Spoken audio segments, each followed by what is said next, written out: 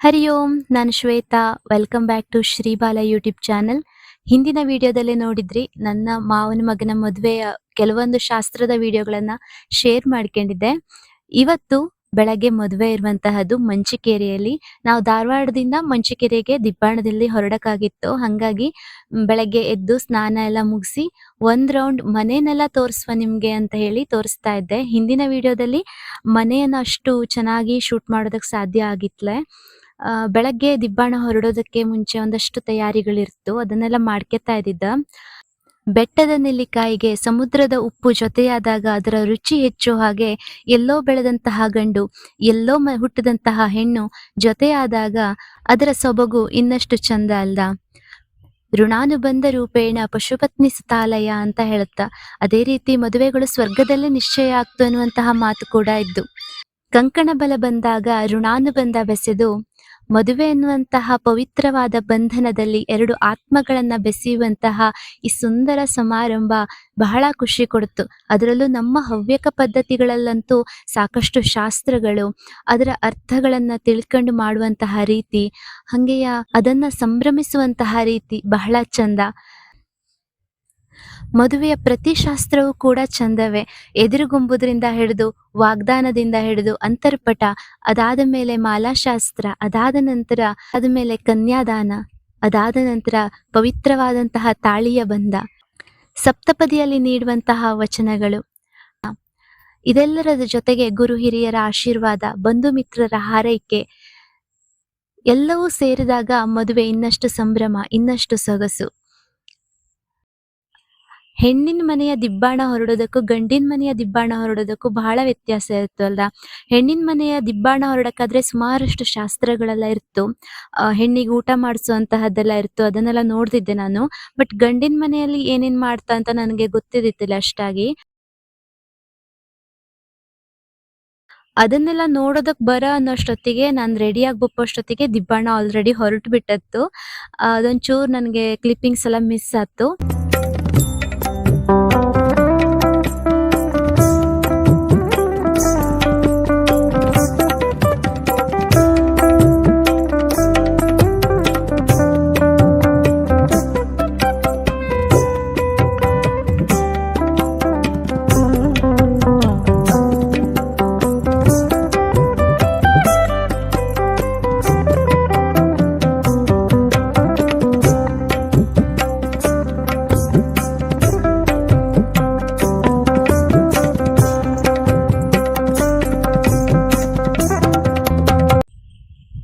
ಮಂಚಿಕೇರಿಯ ಮಹಿಷಾಸುರಮರ್ದಿನಿ ದೇವಸ್ಥಾನದಲ್ಲಿ ಮದುವೆ ಇದ್ದಂತಹದ್ದು. ತುಂಬಾ ಚೆನ್ನಾಗಿ ಅರೇಂಜ್ಮೆಂಟ್ಸ್ ಎಲ್ಲ ಮಾಡ್ದಿದ್ದ. ಬೆಳಗ್ಗೆ ಹೋದಾಗ ತಿಂಡಿ ಎಲ್ಲ ಇದ್ದಿತ್ತು, ತಿಂಡಿ ತಿನ್ಕೊಂಡು ನಂಗೆಲ್ಲ ರೆಡಿ ಆದದ್ದು. ಅತ್ತೆ, ನನ್ನ ಸೋದರತ್ತೆ ತುಂಬಾ ಅಂದ್ರೆ ತುಂಬಾ ಚಂದ ಕಾಣ್ತಾ ಇದ್ರು.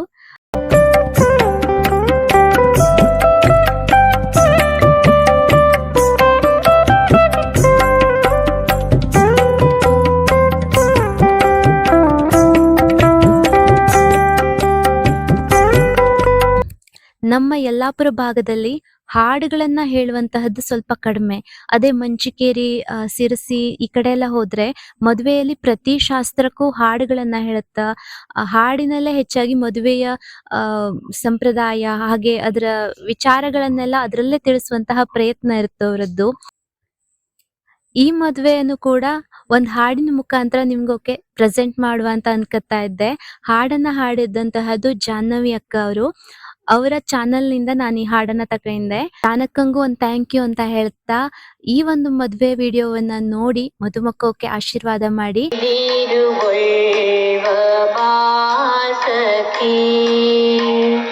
ಮುದದಿ ಪದುಮನಾಭನ